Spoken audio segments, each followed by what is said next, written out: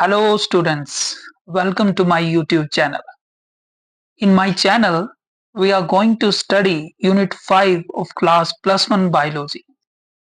Dear student, as you are aware that Unit 5 is based on human physiology and this unit contains 6 chapters, namely Chapter 14 Breathing and Exchange of Gases, Chapter 15 is your body fluids and circulation, Chapter 16 Excretory product and their elimination, and Chapter 17 Locomotion and movement, Chapter 18 Neural control and coordination, and Chapter 19 Chemical coordination and integration. Dear student, इन chapter को जैसा कि आप मेरी screen में देख रहे हैं, मैं एनसीईआरटी से करवाने वाला हूं और इन चैप्टर में हम लाइन वाइज लाइन डिस्कस करेंगे और जो भी कोर कंसेप्ट इसमें आए हैं उसको अंडरस्टैंड करने की कोशिश करेंगे। तो ज्यादा टाइम वेस्ट ना करते हुए चैप्टर 14 में चलते हैं जो कि आपका breathing and exchange of gases है। Let's start. Breathing and exchange of gases. As you have read earlier, oxygen is utilized by the organism to indirectly break down simple molecules like glucose, amino acid, fatty acid, etc. to drive energy to perform various activities. Means आपने पिछली classes में read किया हुआ है कि oxygen की को utilise करते हुए लिविंग ऑर्गेनिज्म जो है वो सिंपल मॉलिक्यूल को ब्रेक डाउन करके एनर्जी में कन्वर्ट करता है और उस एनर्जी से फिर जो है वो अपनी डे टू डे एक्टिविटी को परफॉर्म करता है। यहाँ पे अगर आप देख रहे होंगे तो सिंपल मॉलिक्यूल को मैंने येलो कलर में जो है वो कोट करके रखा हुआ है और सिंपल मॉलिक्यूल के एग्जांपल लाइन में देके रखे हुए हैं ग्लूकोज, अमाइनो एसिड और फैटी एसिड्स। सिंपल मॉलिक्यूल अगर स्टूडेंट अगर आपको नहीं पता है तो सिंपल मॉलिक्यूल्स में मैं बता दूं कि ऐसे मॉलिक्यूल्स ऐसे ग्रुप्स ऑफ एटम्स जो कोवलेंट बॉन्ड से हेल्ड होते हैं उसको जो है वो सिंपल मॉलिक्यूल बोलते हैं, जैसे कि H2, O2, CO2 एक्सेट्रा। तो जैसे कि आपने पहली लाइन में पढ़ा कि सिंपल मॉलिक्यूल से ऑर्गेनिज्म जो है वो सिंपल मॉलिक्यूल को ब्रेक डाउन करके जो है वो एनर्जी प्रोड्यूस करते हैं और उसका यूटिलाइज करते हैं। जब वो यूटिलाइज करते हैं तो यूटिलाइजेशन के बाद जो है वो जब सेल जो है वो ऑक्सीजन का यूटिलाइज कर लेती है तो CO2 को रिलीज करती है, CO2 को प्रोड्यूस करती है।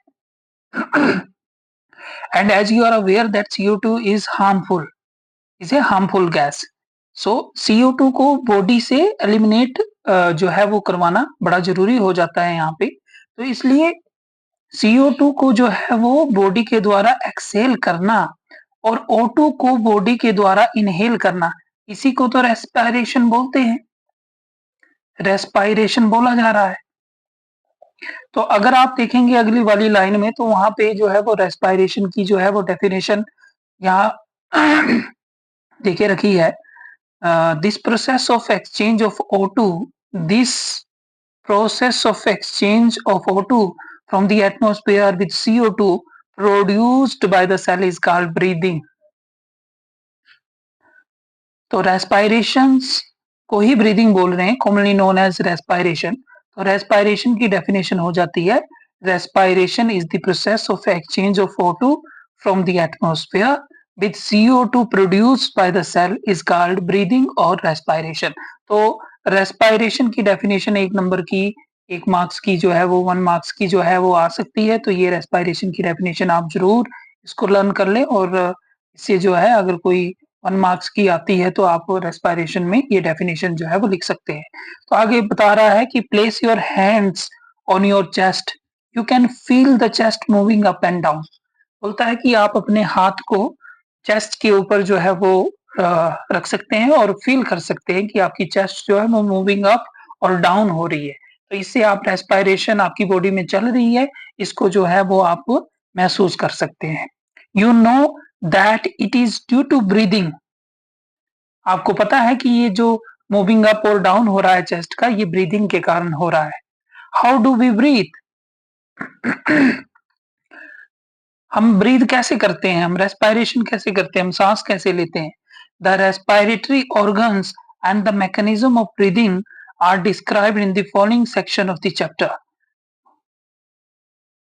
मीन्स रेस्पिरेटरी ऑर्गन और मैकेनिज्म ऑफ ब्रीदिंग क्या रहता है, और रेस्पिरेटरी ऑर्गन्स डिफरेंट ऑर्गेनिज्म के केस में क्या रहते हैं।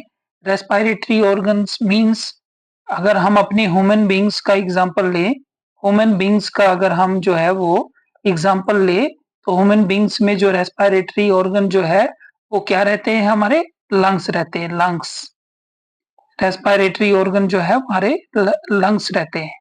और अगर जो है इन केस ऑफ फिश की बात करें तो उसमें गिल्स रहते हैं, गिल्स,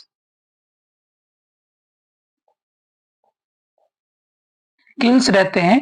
और अगर ह्यूमन बींग्स के केस में बोले तो लंग्स रहते हैं। इसी तरह से डिफरेंट ऑर्गेनिज्म में डिफरेंट रेस्पिरेटरी ऑर्गन्स होते हैं। और आगे बोला है कि the mechanism of breathing are described in the following section of the chapter, कि ब्रीदिंग का मैकेनिज्म जो है वो आगे जो चैप्टर आ रहा है उसमें जो है वो एक्सप्लेन किया गया है।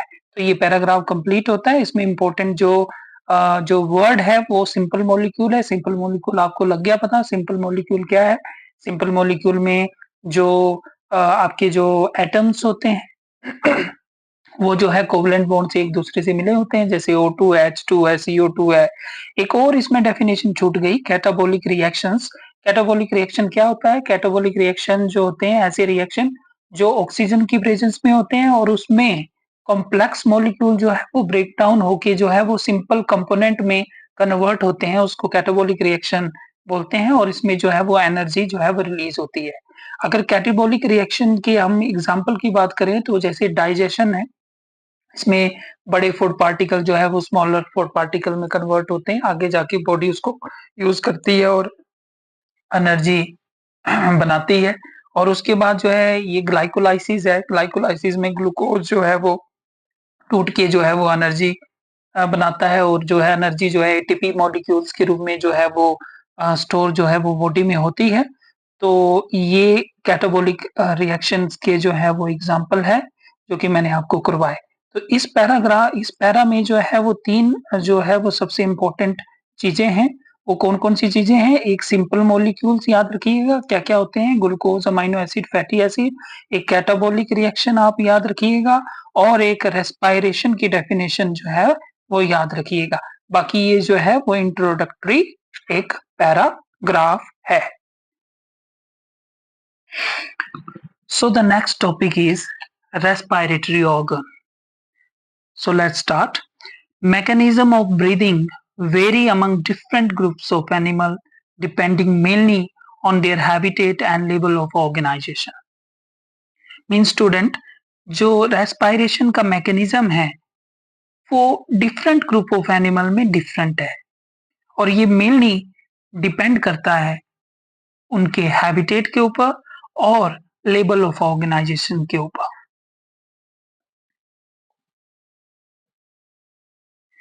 Lower invertebrate like sponges, coelenterate, flatworms, etc. exchange O2 with CO2 by simple diffusion over their entire body surface.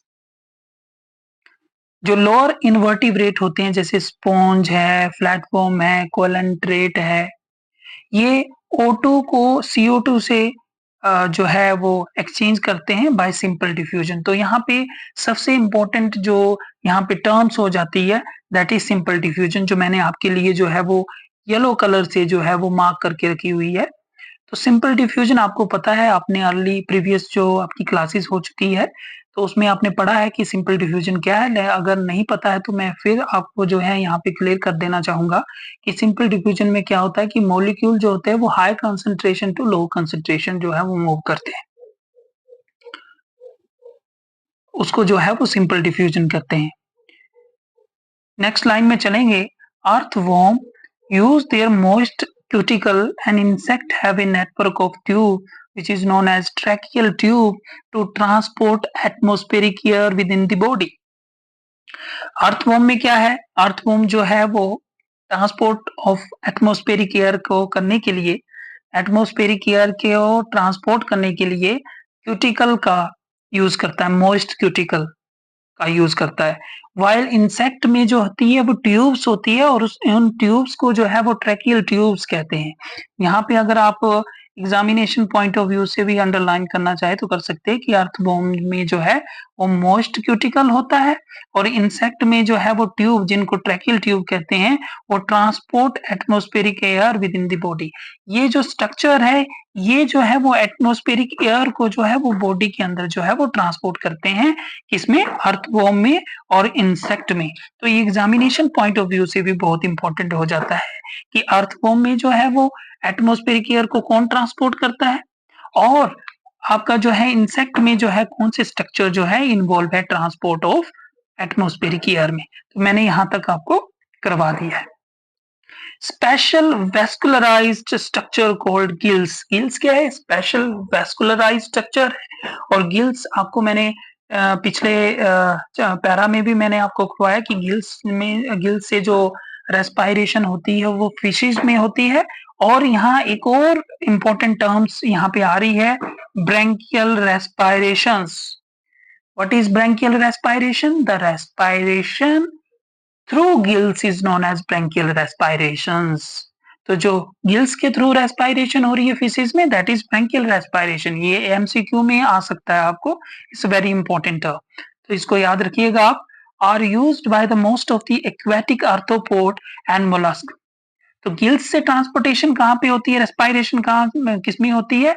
आपकी एक्वेटिक, जो एक्वेटिक आर्थ्रोपोड है और मोलस्क है उसमें हो जाती है। जो पानी में जो आर्थ्रोपोड है और मोलस्क है उनमें जो है वो गिल्स के थ्रू होती है और उनको ब्रैंकियल रेस्पायरेशन कहते हैं। Whereas vascularised back called lungs. यहाँ पे इंपॉर्टेंट टर्म आ रही है कि जो रेस्पायरेशन लंग्स के थ्रू होती है उसको पल्मोनरी रेस्पायरेशन कहते हैं। जैसे गिल्स के थ्रू ब्रैंकियल रेस्पायरेशन, लंग्स के थ्रू जो है पल्मोनरी रेस्पायरेशन होती है। लंग्स आपके वेस्कुलराइज्ड बैग है और आपकी गिल्स जो है वेस्कुलराइज्ड स्ट्रक्चर्स है। तो जो लंग्स के थ्रू जो रेस्पायरेशन है उसको पल्मोनरी रेस्पायरेशन बोलते हैं। Are used by the terrestrial form of the for forms for the exchange of gases. जो टेरेस्ट्रियल आपके जो जमीन में जो रहने वाले हैं उनमें जो है वो आपकी पल्मोनरी रेस्पायरेशन होती है, वाइल जो एक्वेटिक है उनमें गिल्स के थ्रू है। Among vertebrates fishes use gills whereas amphibians, reptile, birds and mammal respire through lungs। जो फिशेज है वर्टिब्रेट, वर्टिब्रेट के अंदर जो फिशेज है वो गिल्स के थ्रू जो है वो रेस्पायरेशन करती है।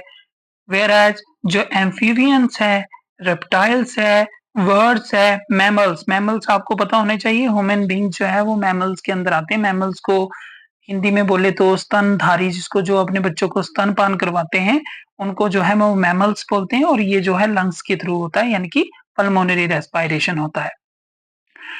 इसमें जो एम्फीबियंस है, एम्फीबियंस क्या होते हैं? एम्फीबियंस होते हैं जो वाटर के अंदर भी जो है वो रेस्पायर कर सकते हैं और जो है वो लैंड के ऊपर भी जो है वो रेस्पायरेशन इनमें होती है। तो जैसे एम्फीबियंस कौन से होते हैं? फ्रॉग होते हैं। फ्रॉग, फ्रॉग क्या करते हैं? जमीन के अंदर भी जो है वो जमीन के ऊपर भी जो है वो रेस्पायर कर सकते हैं और आपके पानी के अंदर भी रेस्पायर कर सकते हैं।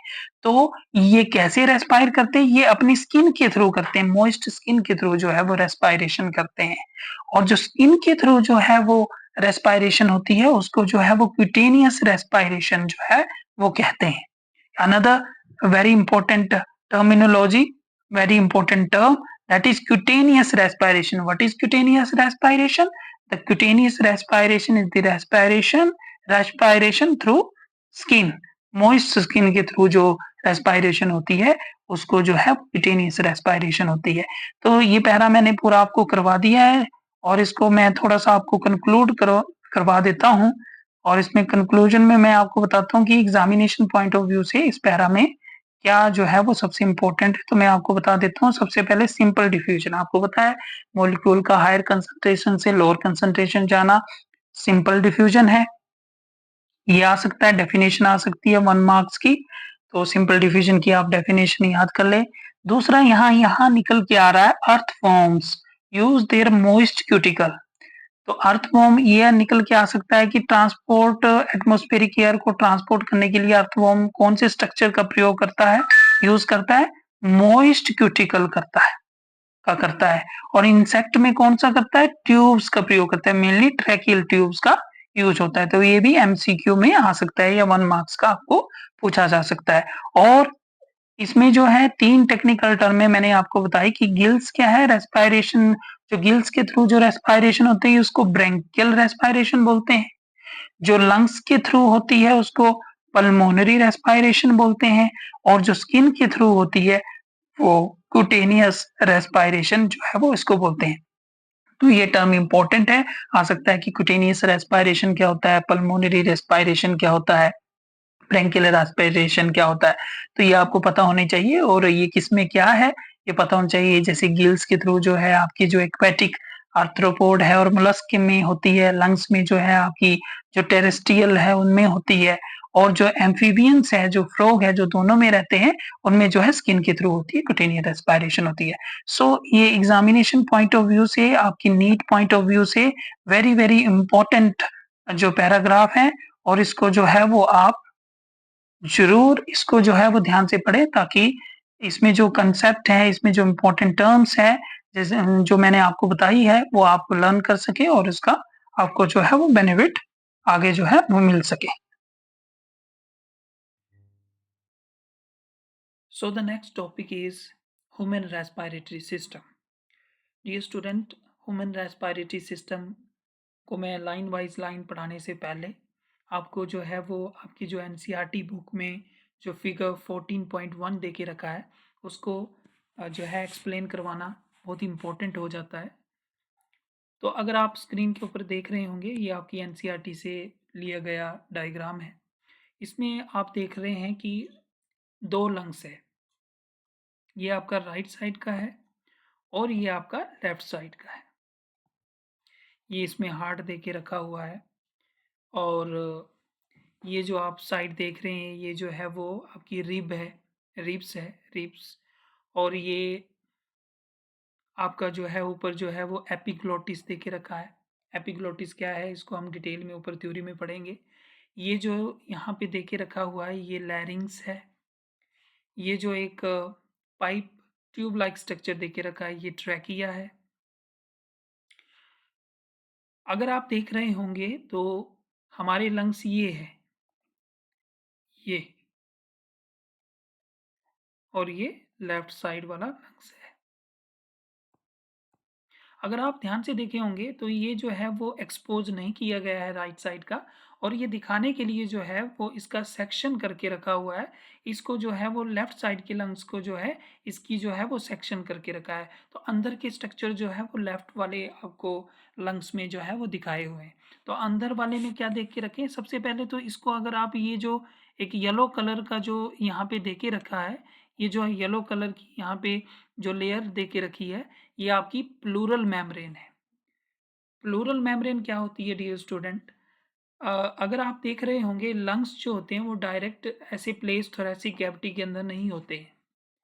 लंग्स के बाहर एक जो है वो लेयर जो है उसे कवर किए होती है, और उसको जो है प्लूरल मेम्ब्रेन कहते हैं। तो अगर आप ध्यान से देखेंगे तो प्लूरल मेम्ब्रेन 2 तरह की है। एक जो है वो आपकी रिब की तरफ को है, और एक जो है वो लंग के साथ अटैच है। एक एक्सटर्नल प्लूरल मेम्ब्रेन है और जो है एक इंटरनल प्लूरल मेम्ब्रेन है। आगे देख रहे होंगे आपको जो है वो एक बॉल लाइक स्ट्रक्चर दिखाई दे रहे होंगे, जैसे छोटे-छोटे बॉल लाइक स्ट्रक्चर दिखाई दे रहे होंगे, इसको एल्वोलाई बोलते हैं।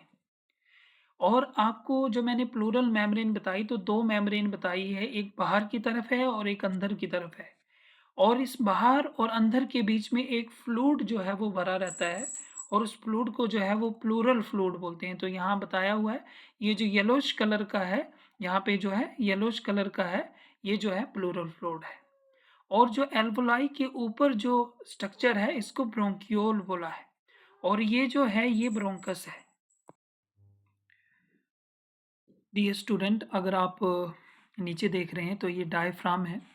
डायफ्राम क्या है? एक बेस का काम करता है। अगर आप ध्यान से देख रहे होंगे, डायफ्राम एक बेस है और अगर आप देख पा रहे होंगे तो इसके ऊपर जो है वो लंग्स को जो है वो प्लेस किया गया है। यानी कि डायफ्राम क्या है? जिसके ऊपर जो है वो लंग्स जो है वो प्लेस रहते हैं। तो आपने इस डायग्राम से देखा कि जो आपके लंग्स है वो एक कैविटी में है, जिसको यहाँ मैं लिख दे रहा हूँ आपके लिए, जिसको जो है वो थोरैसिक कैविटी बोलते हैं। दूसरा जो है वो लंग्स जो है वो जिसके ऊपर प्लेस है उसको डायफ्राम बोलते हैं, डायफ्राम बोलते हैं। और थर्ड जो है वो एक जो इम्पोर्टेंट चीज़ मैंने आपको करवाई कि लंग्स की जो है वो मेम्ब्रेन है। कौन सी मेम्ब्रेन है? प्लूरल मेम्ब्रेन है। तो प्लूरल मेम्ब्रेन जो है एक रिब्स की तरफ है और एक जो है वो लंग्स की तरफ है। बीच में जो स्पेस है उस स्पेस में जो है वो कुछ फ्लूइड भरा रहता है और उसको जो है प्लूरल फ्लूइड बोलते हैं। तो यहाँ पे आपने स्ट्रक्चर के माध्यम से, bye means of this structure, आपने ह्यूमन रेस्पिरेटरी सिस्टम जो कि लंग्स है उसमें कौन कौन से पार्ट रहते हैं वो आपने अंडरस्टैंड किया। इसको हम थ्योरेटिकली जो है वो पूरा कंप्लीट जो है वो ऊपर हम स्टडी करेंगे। तो लेट्स स्टार्ट। थ्योरी की तरफ हम आते हैं। तो थ्योरी में क्या लिखा है तो वो लाइन बाय लाइन्स हम जो है वो उसको अंडरस्टैंड करें। We have a pair of external nostril opening out above the upper lips। तो जैसे कि आप समझ रहे हैं कि होंठ के ऊपर जो है वो नथुने होते हैं, जो दो नोस्ट्रिल होते हैं, आप जिससे सांस लेते हैं।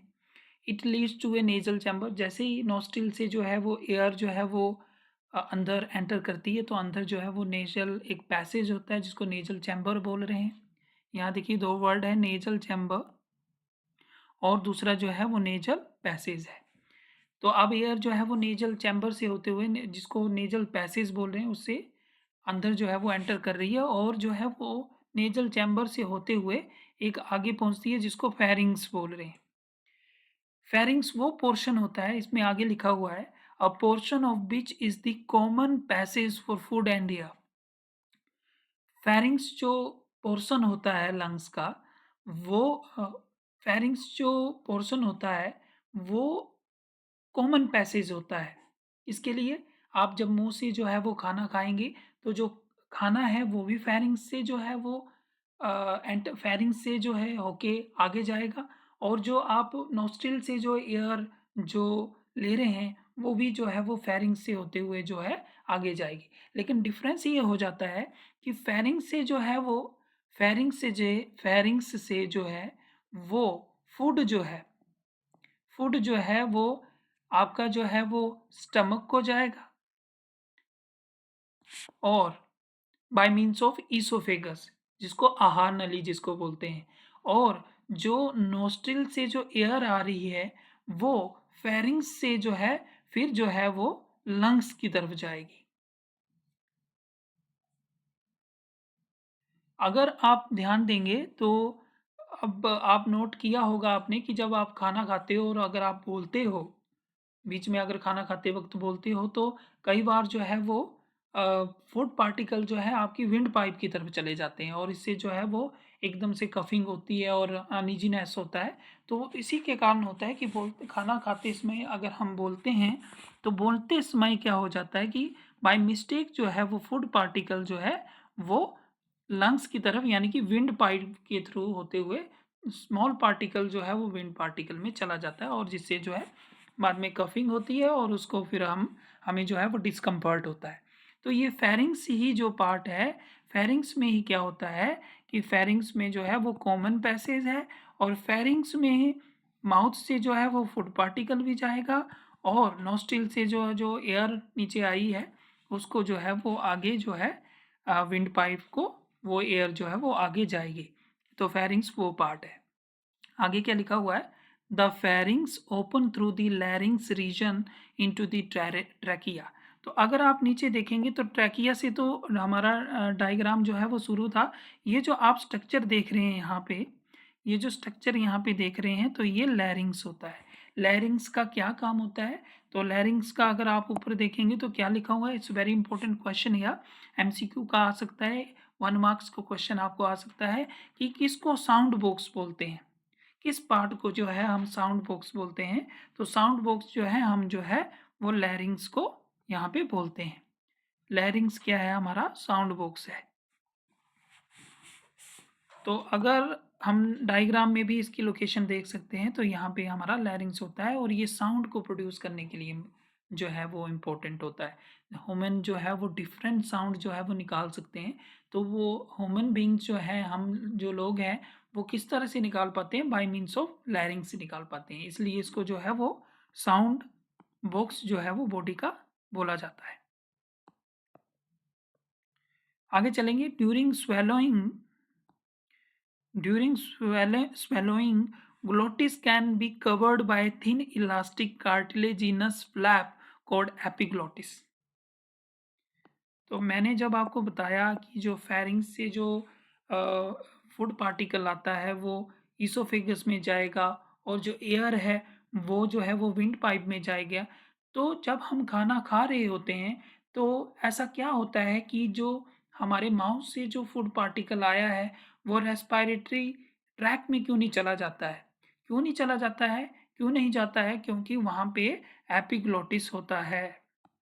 एपिग्लोटिस एक थिन कार्टिलेजिनस कार्टिलेज की जो है कवरिंग होती है और जो खाना खाते वक्त जो है वो ट्रैकिया को जो है वो एपिग्लोटिस जो एक थिन कवरिंग है उसको जो है वो कवर कर लेती है और इससे क्या होता है कि जो फूड पार्टिकल है वो आपके विंड पाइप में जो नहीं जाता है। तो एपिग्लोटिस क्या है हम ऊपर डेफिनेशन में पढ़ेंगे। एपिग्लोटिस क्या है? एक कवरिंग है जो प्रिवेंट करती है। यहाँ देखिए ये इंपॉर्टेंट लाइन है कि जो प्रिवेंट करती है। एपिग्लोटिस क्या करती है? एपिग्लोटिस जो है वो प्रिवेंट करती है entry of food into the larynx. लैरिंग्स में फूड पार्टिकल को जाने से रोकती है। तो यहाँ तक हो गया। Trachea is a straight tube extending up to the mid thoracic cavity. तो अगर आप डायग्राम में देखेंगे तो मिड थोरैसिक कैविटी ये जो है वो मैंने कहा कि लंग जो है वो थोरैसिक कैविटी में है। तो ये मिड ऑफ थोरैसिक कैविटी है। ये जो है मिड ऑफ थोरैसिक कैविटी है। तो यही यही इस लाइन में बोल रहे हैं कि जो आपका ये जो ट्रैकिया है, ये देखिए trachea is a straight tube extending up to the mid thoracic cavity. तो यही बताने की कोशिश की जा रही है कि ये जो ट्रैकिया है ये जो है ऊपर ऊपर से लेके नीचे मिड थोरैसिक कैविटी तक एक्सटेंड हो रहा है। तो आप डायग्राम में देख भी रहे हैं कि ये जो है यहाँ से यहाँ तक जो है एक्सटेंड कर रहा है मिड थोरैसिक। इसको जो है वो मिड थोरैसिक कैविटी बोलेंगे।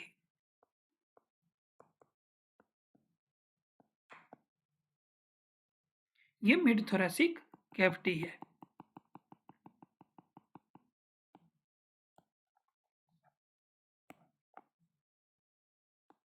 आगे चलेंगे। which divide at the level of fifth thoracic vertebra into a right and left primary bronchi। तो आप देख पा रहे हैं यहाँ क्या बोल रहा है कि जो आपका ट्रैकिया है ये जो ट्रैकिया है ये यहाँ तक जो है यहाँ मिड में जाके जो है दो पार्ट में जो है वो डिवाइड हो रहा है। टू पार्ट में जो डिवाइड हो जा रहा है। अगर आप यहाँ ध्यान से देखेंगे तो एक पार्ट ये है, एक पार्ट ये है और एक पार्ट ये है। ये ट्रैकिया है जो कि दो पार्ट में डिवाइड हो जा रहा है। तो ये जो टू पार्ट में जो डिवाइड हो रहा है तो ये कहाँ पे हो रहा है? मिड थोरैसिक लेवल में हो रहा है और इसको जो है आप प्राइमरी ब्रोंकाई बोलेंगे। ये जो है यहाँ वाला पोर्शन जो है, यहाँ वाला जो पोर्शन है इसको जो है वो प्राइमरी ब्रोंकाई कह रहे हैं और इसके आगे जो है वो सेकेंडरी ब्रोंकाई होंगे और फिर उसके बाद ब्रोंक्यूल्स होंगे और फिर उसके बाद जो है वो एल्वोलाई होंगे जो कि ये है। तो आगे हम लाइन में पढ़ेंगे। Each bronchi undergoes repeated division to form the secondary and tertiary bronchi. तो ये बोल रहे हैं जो जैसा कि आप देख रहे हैं कि यहाँ पे क्या हो जा रहा है, यहाँ पे जो है ब्रोंकस है, इस पॉइंट को ब्रोंकस बोल रहे हैं। ब्रोंकस जो है वो प्राइमरी ब्रोंकाई में जो है वो डिवाइड हो रहा है, प्राइमरी जो है वो सेकेंडरी में डिवाइड हो जा रहा है, और लास्ट में जो है वो टर्शरी में हो जा रहा है। ये जो है वो सेकेंडरी है, और ये जो है, ये जो लास्ट पार्ट है, इसको जो है वो टर्शरी जो है वो आप ब्रोंकाई कह रहे हैं। And initial bronchioles are supported by the incomplete cartilaginous rings. एक चीज़ जो मैं आपको यहाँ पे बताना भूल गया, अगर आप इसको देख रहे होंगे डायग्राम को, तो डायग्राम को अगर आप देख रहे होंगे, यहाँ पे डायग्राम को अगर आप देख रहे होंगे, तो ये जो ट्रैकिया है, ये जो ट्रैकिया है, ये जो ट्रैकिया है, इसमें जो है वो एक आपको, जैसे ये ट्रैकिया है तो इसमें जो है राउंड राउंड जो है वो एक स्ट्रक्चर दिखाई दे रहा है, तो इसको कार्टिलेजिनस रिंग कह रहे हैं। ये कार्टिलेजिनस रिंग क्यों है? ये कार्टिलेजिनस रिंग इसलिए है ताकि जो विंड पाइप है ये कोलैप्स ना हो जाए किसी कारण से। अगर ये थोड़ी भी अगर इसमें जो है कार्टिलेजिनस रिंग नहीं होते, तो ये जो आपका जो ट्रैकिया है, जिसको विंड पाइप बोल रहे हैं, ये विंड पाइप किसी कारण से दब सकती थी। कोलैप्स मतलब दब सकती थी। स्लाइट भी अगर इसमें ये दब जाती, तो हमें जो है वो सांस नहीं आता, और सांस नहीं आता तो हम जो है यहाँ सफोकेशन से जो है वो ह्यूमन बींग्स की डेथ हो सकती थी। तो इसलिए कार्टिलेजिनस रिंग इसलिए ताकि विंड पाइप ऑलवेज स्ट्रेट रहे, और इसमें जो है वो किसी तरह से जो है वो जो है इसमें विंड पाइप जो है वो सप्रेस ना हो, और इसमें कोई सफोकेशन जैसी जो है वो कंडीशन जो है वो तैयार इसमें ना हो। तो अगर आप समझ रहे होंगे, तो आपको लग गया पता कि किस लिए ट्रैकिया में जो है वो कार्टिलेजिनस रिंग है, ये रिंग किस लिए दे के रखा है, ये आपको अंडरस्टैंड हो गया। आगे चलते हैं। Each bronchiole are supported by incomplete cartilaginous ring, ये पढ़ा दिया। Each terminal bronchiole give rise to a number of very thin, irregular, walled and vascularized bag-like structure called alveoli।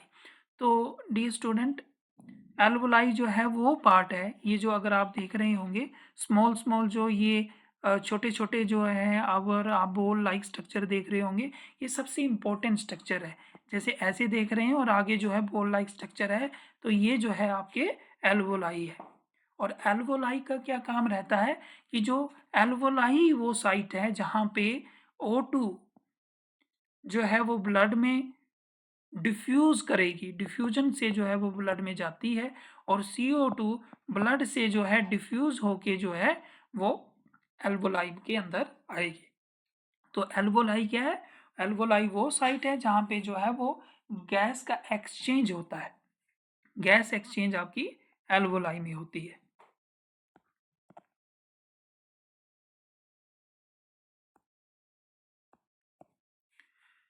आगे चलते हैं। The branching network of bronchi, bronchioles and alveoli comprises the lungs. The branching network of bronchi, bronchioles and alveoli comprises the lung. जो आपका bronchi है, जो आपका bronchi है, bronchioles है और एल्वोलाई है, उसको टुगेदर हम लंग्स को कंप्राइज कर रहे हैं। तो लंग्स जो है वो कंप्राइज किससे हो रहे हैं? आपकी ब्रोंकाई से हो रहे हैं, ब्रोंकाई से हो रहे हैं, आपका ब्रोंक्यूल से हो रहे हैं, और आपका एल्वोलाई से हो रहे हैं। तो इस बात को आप नोट कर लें कि लंग्स जो है वो किस चीज़ से कंप्राइज होते हैं, वो ब्रोंकाई, ब्रोंक्यूल्स और एल्वोलाई से कंप्राइज होते हैं। We have two lungs which are covered by double layer pleura. मैंने आपको पहले ही बता दिया कि जो लंग्स है वो जो है वो डबल लेयर प्लूरा से जो है वो कवर होते हैं, और एक लेयर अंदर की तरफ होती है, एक लेयर अंदर की तरफ होती है और एक बाहर की तरफ होती है। और ये जो प्लूरल मेम्ब्रेन की जो इनर और आउटर लेयर है, इसके अंदर जो है एक फ्लूइड जो है वो फिल होता है, और उस फ्लूइड को जो है हम क्या कह रहे हैं? प्लूरल फ्लूइड जो है वो यहाँ पे कह रहे हैं। इसको जो है वो प्लूरल फ्लूइड जो है हम कह रहे हैं, प्लूरल फ्लूइड जो क्या है हम कह रहे हैं। It reduces friction on the lung surface. अब जो प्लूरल मेम्ब्रेन क्यों दे के रखी है? प्लूरल मेम्ब्रेन का जो जो काम रहता है ये क्या करता है कि जो लंग सरफेस में फ्रिक्शन को रिड्यूस करती है। ये बहुत इंपॉर्टेंट यहाँ पे लाइन दे के रखी है कि जो आपका प्लूरल जो आपका जो लेयर है, फ्लूइड है, प्लूरल प्लूरल लेयर के अंदर जो प्लूरल फ्लूइड है वो क्या करता है, लंग सरफेस में जो है वो फ्रिक्शन को जो है वो कम करता है। The outer pleural membrane is in close contact with the thoracic lining, whereas the inner pleural membrane is in contact with lung surface. ये स्टूडेंट वही बात फिर से बोली गई है कि मैंने आपको जैसे कि बताया कि प्लूरल की जो है वो दो मेम्ब्रेन होती है। There are two membrane of pleural membrane. एक जो है वो आउटर है और एक जो है वो इनर है। तो वही बात बोली जा रही है कि इनर जो है वो आपके लंग सरफेस के साथ है। इस साइड को जो है आपका लंग सरफेस है और इस साइड जो आउटर जो प्लूरल मेम्ब्रेन है वो जो है वो आपकी रिब के साथ जो है वो कांटेक्ट में है। तो इस बात को आप जो है वो नोट कर लें। The part starting with external nostril up to the terminal bronchiole constitute the conducting part, whereas the alveoli and their bronchiole constitute the conduct। और दूसरी बात जो मैंने आपको बताई कि जो हमारे लंग्स है, जैसे जो हमारे लंग्स है ये जो है वो डायरेक्ट नहीं होते हैं, ये कैविटी के अंदर प्लेस होते हैं जिसको जो है थोरेसिक कैविटी जो है वो बोल रहे हैं। अब थोरेसिक कैविटी कैसी होती है मैं आपको इसको एक डायग्राम के थ्रू जो है वो इसको एक्सप्लेन करता हूँ। तो अगर स्क्रीन में आप एक बहुत ही बेहद ही एक अच्छा डायग्राम जो है वो देख रहे होंगे, तो मैं इसका आपको जो है वो थोड़ा सा इंट्रोडक्शन दे दूँ, क्योंकि आपने जो है वो +1 करनी है, फिर उसके बाद +2 करके जो है वो आपका मेनली जो आपने जो है वो +1 में जो है मेडिकल स्ट्रीम ली है, तो आपका कहीं न कहीं जो है वो डॉक्टर आपने जो है वो बनना है। तो अगर आप अभी से ही +1 में जो ह्यूमन एनाटॉमी और फिजियोलॉजी के जो चैप्टर है उसको अगर आप कर लेंगे कंप्लीट, उसको लाइन वाइज़ लाइन जो है वो अगर आप कर लेंगे, तो एमबीबीएस में फर्स्ट ईयर में जो है वो एनाटॉमी है, फिजियोलॉजी है और बायोकेमिस्ट्री है। तो उसमें जो है वो फिजियोलॉजी एनाटॉमी में जो है वो आपको कम जो है वो मेहनत करनी पड़ेगी और आपको जो है अगर पहले से कंसेप्ट जो है वो क्लियर होंगे तो फिर वहाँ पे आपको डिफ़िकल्टी नहीं होगी। नहीं तो बच्चे जो है वो +1 +2 में जो है वो लाइन वाइज़ लाइन करते नहीं हैं और फिर उसके बाद जब वो आगे जाते हैं तो उनको जो है वो फिर थोड़ा नीट में ही पहले तो जो है डिफ़िकल्टी होती है और किसी तरह अगर वो नीट कर भी लेते हैं तो उसके बाद जो है वो आगे जो है वो डिटेल में पढ़ना पड़ता है और फिर वो वहाँ पे जाके जो है वो डिफ़िकल्टी होती है। तो मैंने जब आपको बताया कि जो हमारे लंग्स है वो थोरैसिक कैविटी के अंदर होती है, तो आप देख पा रहे होंगे डायग्राम में, तो ये क्या है, थोरैसिक केज है। ये थोरैसिक केज है। अगर इस डायग्राम में अगर आप देख रहे होंगे तो ये क्या है, रिब्स है। ये जो है वो रिब्स है। रिब्स कौन सी होगी, ये जो बोन लाइक स्ट्रक्चर है, दीज आर योर रिब्स। और ये जो बीच का जो स्ट्रक्चर है जिसमें जो है वो रिब्स जो है वो आके अटैच हो रही है, इसको जो है वो स्टर्नम बोल रहे हैं। और ये जो रेड कलर है, इसमें रेड कलर में जो है वो आपका कोस्टल कार्टिलेज अटैच होता है। और थोड़ा-सा और मैं आपको बता दूँ कि ये जो स्ट्रक्चर में क्या-क्या है, थोड़ा-सा और मैं आपको बताना चाहूँगा। अगर आप स्ट्रक्चर में देख रहे होंगे तो ये कौन-सी बोन है आपकी, क्लेविकल है। ये आपकी क्लेविकल है।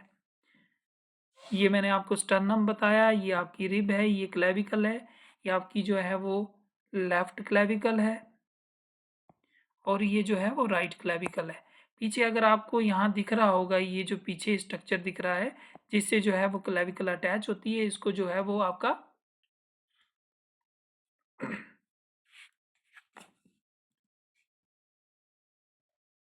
इसको जो है वो स्कैपुला बोलते हैं, स्कैपुला। क्लेविकल जो है वो स्कैपुला से होता है और इस तरह से फिर आगे जाके जो है वो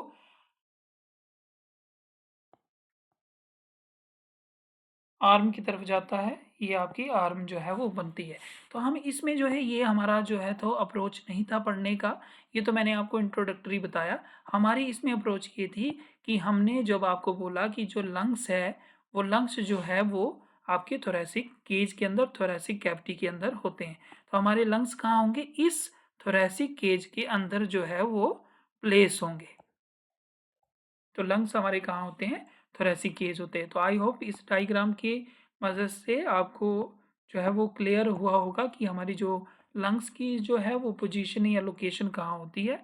तो मुझे लगा कि आपको जो है वो इस डायग्राम से जो है वो काफ़ी जो है वो क्लियर इससे हुआ होगा। तो आइए फिर से हम अपने पैराग्राफ की तरफ चलते हैं और आगे जो है इसमें चलते हैं, लाइन वाइज लाइन्स कंप्लीट करते हैं। आगे क्या है? The part starting with the external nostril up to the terminal bronchioles constitute the conducting part, whereas the alveoli and their ducts from the respiratory or exchange part of the respiratory system। तो क्या कहने की कोशिश की जा रही है कि जो मैंने कहा कि जो एक्सटर्नल नोस्ट्रिल है हमारे, जो हमारे नथुने हैं, जो नोस्ट्रिल है, जो नोस्ट्रिल है, नोस्ट्रिल से लेके जो है आपके जो टर्मिनल ब्रोंकियोल तक का जो पार्ट है उसको कंडक्टिंग पार्ट बोल रहे हैं। और जो आपका एल्वोलाई पार्ट है, जो एल्वोलाई है और एल्वोलाई की जो डक्ट है उसको जो है वो एक्सचेंज पार्ट बोल रहे हैं। क्यों एक्सचेंज पार्ट बोल रहे हैं? क्योंकि वहाँ पे जो एल्वोलाई पे जो है आपको जैसे मैंने पढ़ाया कि एल्वोलाई में जो है वो O2 और CO2 का एक्सचेंज होता है। इसलिए जो एक्सचेंज पार्ट है वो आपका एल्वोलाई और उसकी डक्ट है। वाइल जो आपका कंडक्टिंग पार्ट है वो आपका नोस्ट्रिल से लेके आपका जो टर्मिनल जो ब्रोंक्यूल है उसको जो है वो हमारी रेस्पिरेटरी सिस्टम का जो है वो आपका कंडक्टिंग पार्ट जो है वो बनाता है। आगे चलते हैं। The conducting part of transport, जो हमारा हमने ऊपर की लाइन में पढ़ा कि ये एक हमारा कंडक्टिंग पार्ट है और दूसरा जो है हमारा हमारा जो है एक्सचेंज पार्ट है। जो कंडक्टिंग पार्ट है कह रहा है the conducting part transports the atmospheric air to the alveoli. हमारा एल्वोलाई यहाँ है जो ऐसे इस तरह का स्ट्रक्चर था, बोल लाइक स्ट्रक्चर था, वो सबसे लास्ट पार्ट है। तो ये कह रहा है कि जो कंडक्टिंग पार्ट है वो क्या करता है? कंडक्टिंग पार्ट जो है एटमॉस्फेयर से जो है एयर को जो है वो कंडक्ट करके जो है वो एल्वोलाई तक ले जाएगा। तो जो हमारे नोस्ट्रिल है, फेरिंग्स है, लैरिंग्स है, आपका ब्रोंकस है, प्राइमरी ब्रोंकाई है, सेकेंडरी ब्रोंकाई है, टर्शरी ब्रोंकाई है, उनका क्या काम है कि वो एटमॉस्फेयर से ऑक्सीजन को, गैस को, एटमॉस्फेरिक एयर को जो है वो एल्वोलाई तक जो है वो ले जा रहा है। आगे क्या लिखा हुआ है? क्लियर इट, क्लियर करता है। आपको पता है कि जो हम इन्वायरमेंट से जो एयर लेते हैं वो एयर जो है वो उसमें डस्ट पार्टिकल होते हैं, हार्मफुल बैक्टीरियाज होते हैं और मेनली जो है उसमें जो है वो एक हमारी बॉडी के लिए जो है वो फेवरेबल नहीं होती है। तो जो हमारा कंडक्टिंग पार्ट है, कंडक्टिंग पार्ट में हमारा क्या क्या आ रहा है? नोस्ट्रिल से ब्रोंक्यूल। तो कंडक्टिंग पार्ट में जो नोस्ट्रिल है, नोस्ट्रिल के अंदर जो है वो हमारे नाक के अंदर जो एक एक जो उसमें सीलिया होते हैं, सीलिया।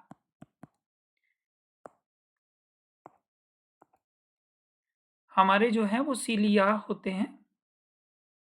सीलिया क्या होते हैं? सीलिया जो होते हैं वो हेयर लाइक स्ट्रक्चर होते हैं, जो कि अगर आप अपने नाक में भी अगर आपने शीशे में देखा होगा तो नाक जो है वो हेयर लाइक स्ट्रक्चर होते हैं। और ये हेयर लाइक स्ट्रक्चर क्या होते हैं?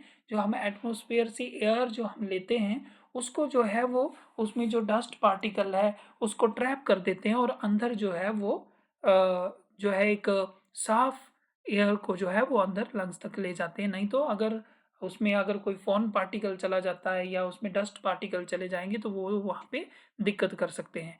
तो हमारा जो कंडक्टिंग पार्ट है उसका एक काम ये भी होता है कि वो क्या करता है? क्लियर करता है फ़ॉरेन पार्टिकल्स को, ह्यूमिडिफ़ाई करता है और उसके बाद क्या है? एयर को जो है वो बॉडी टेम्परेचर में भी लाना है। क्योंकि बाहर की अगर जो एयर है वो अगर ठंडी है, तो अगर ठंडी एयर अंदर जाएगी तो इससे जो है वो इन्फेक्शंस या हमें जो है वो ठंड लग सकती है।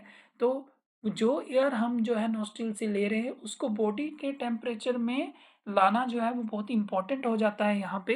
तो ये कौन काम कर रहा है? हमारा कंडक्टिंग पार्ट्स कर रहा है। कंडक्टिव पार्ट में कौन कौन आता है वो हमने आपको जो है वो बता दिया है। Exchange part is the site of actual diffusion. अब ये तो हो गया काम जो है कंडक्टिंग पार्ट का। एक्सचेंज पार्ट के लिए क्या बता रहा है, कंडक्टिंग पार्ट के लिए जो है वो क्या बता ये हो गया। और एक्सचेंज पार्ट के लिए बता रहा है कि जो एक्सचेंज पार्ट है वो आपकी एक्चुअल साइट है, किसके लिए, डिफ्यूजन के लिए। O2 और CO2 का डिफ्यूजन कहाँ पे होता है, आपका एक्सचेंज पार्ट में, यानी कि एक्सचेंज पार्ट किसको बोल रहे हैं, एल्वोलाई को बोल रहे हैं। यहाँ पे O2 और CO2 का एक्सचेंज होगा। और आपका ब्लड और एटमॉस्फेरिक एयर जो है वो कंडक्टिंग पार्ट से होते हुए एल्वोलाई में आएगी और यहाँ ब्लड होगा। और यहाँ से जो है एल्वोलाई से जो है वो एटमॉस्फेरिक एयर जो है वो ब्लड के अंदर जाएगी। मेनली O2 यहाँ से O2 जो है वो ब्लड के अंदर जाएगी और CO2 जो है वो ब्लड से जो है आपका एल्वोलाई के अंदर जो है वो जाएगी। तो ये एक्सचेंज पार्ट में ये सब चीज़ें, गैस का जो है वो ट्रांसफ्यूजन यहाँ पे होता है।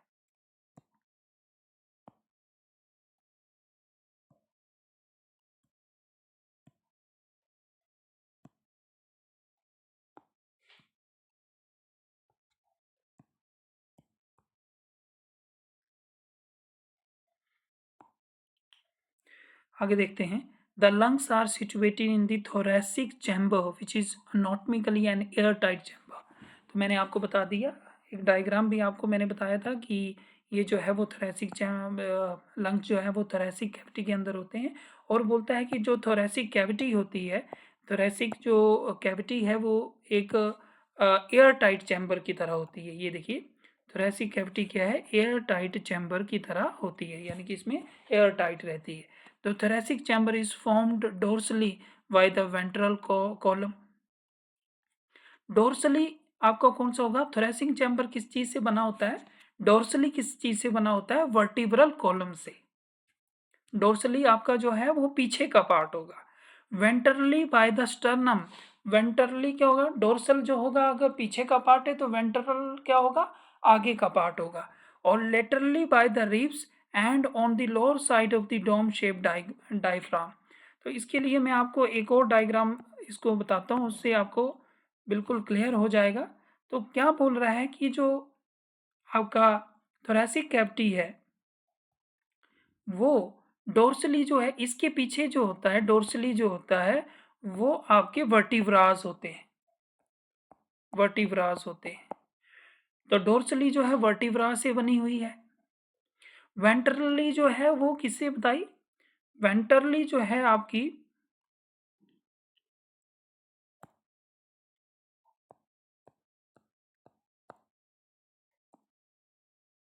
वेंट्रली जो है वो स्टर्नम से बनी है।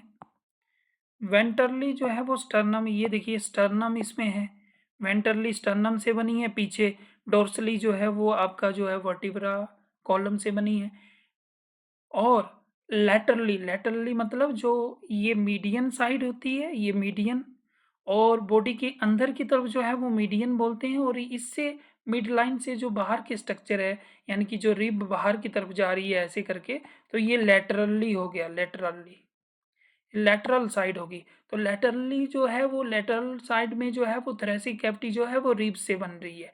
और जो नीचे है, नीचे जो है वो अगर आप इस डायग्राम में देखेंगे तो नीचे जो है वो डायफ्राम से जो है वो, जो नीचे है इसके वो डायफ्राम है।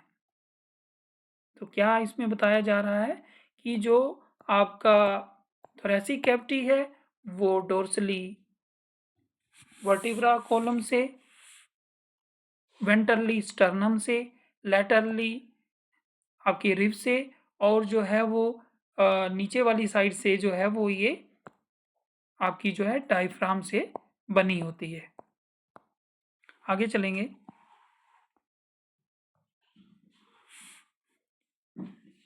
The anatomical setup of the lungs in thorax is such that any change in the volume of the thoracic cavity will be reflected in the lung cavity.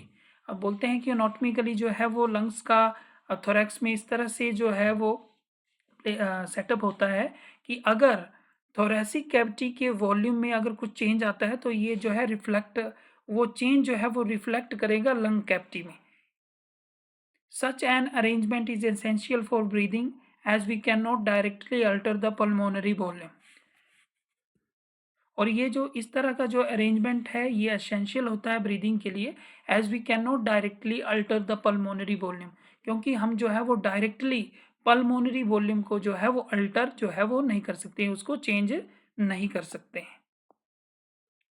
तो respiration involves the following step.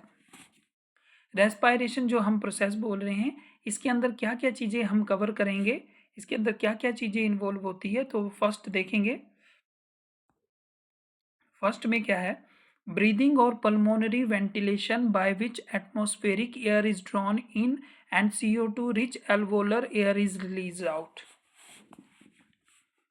इसमें क्या होता है कि atmospheric air is drawn in and CO2 is rich alveolar air is release out. ये तो हमें पता है कि रेस्पायरेशन में क्या होता है, O2 को जो है वो इन करवाना है और CO2 जो है एक्सपेल आउट हो जाएगी। तो फर्स्ट पॉइंट में ये बताया जा रहा है। Diffusion of the gases O2 CO2 across alveolar membrane. आपको पता है कि मैंने ऐसे बताया कि बोल लाइक स्ट्रक्चर है और ये एल्वोलाई है, इसमें जो है O2 और CO2 का जो है वो डिफ्यूजन से जो है वो गैस का ट्रांसफर होता है। तो ये बताया जा रहा है कि रेस्पायरेशन में क्या इन्वॉल्व होता है कि O2 और CO2 जो है वो एल्वोलर मेम्ब्रेन से कैसे डिफ्यूजन होता है वो जो है वो बताया जा रहा है। Number 3, transport of gases by the blood.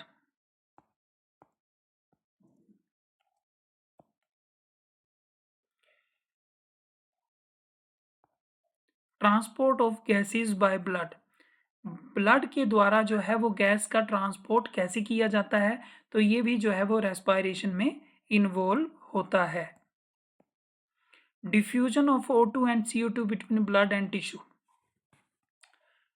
अब जैसे O2 और CO2 का डिफ्यूजन एक तो एल्वोलाई के अंदर हो रहा है, O2 अंदर है, CO2 ब्लड में आ रही है, लेकिन जब ऑक्सीजन जो है वो ब्लड में मिल जाती है और जो ब्लड है जब टिश्यू के लेवल में पहुंचता है, तो अब टिश्यू के लेवल में जो है वो ब्लड कैसे जो है वो O2 और CO2 का आदान प्रदान होता है ब्लड और टिश्यू में, तो ये भी इसमें रेस्पायरेशन में इन्वॉल्व है, ये आगे इसमें चैप्टर में कंप्लीट होगा। Utilisation of O2 by the cells for catabolic reaction and resultant release of CO2। Utilisation of O2 by the cell, cell का यूटिलाइजेशन, सेल जो है वो O2 को कैसे यूटिलाइज करती है, किसके लिए, कैटाबॉलिक रिएक्शन के लिए। कैटाबॉलिक रिएक्शन आपको पता है जिसमें जो है वो जो कॉम्प्लेक्स मॉलिक्यूल्स हैं वो इंडिविजुअल कंपोनेंट में जो है वो ट्रांसफ़र होते हैं। तो सेल के द्वारा ऑक्सीजन कैसे यूटिलाइज की जाती है, और यूटिलाइज होने के बाद कैटाबॉलिक रिएक्शन होने के बाद जो है CO2 जो बनती है उसको कैसे रिलीज़ करती है, तो ये भी जो है वो रेस्पायरेशन में इन्वॉल्व होता है। और इसको जो है वो चैप्टर नंबर 12 में जो है हम उस वक्त देखेंगे कि चैप्टर नंबर 12 में कैसे जो है उसमें कैसा रहता है, रिलीज़ कैसे होती है, तो उसको हम वहाँ पे देखेंगे।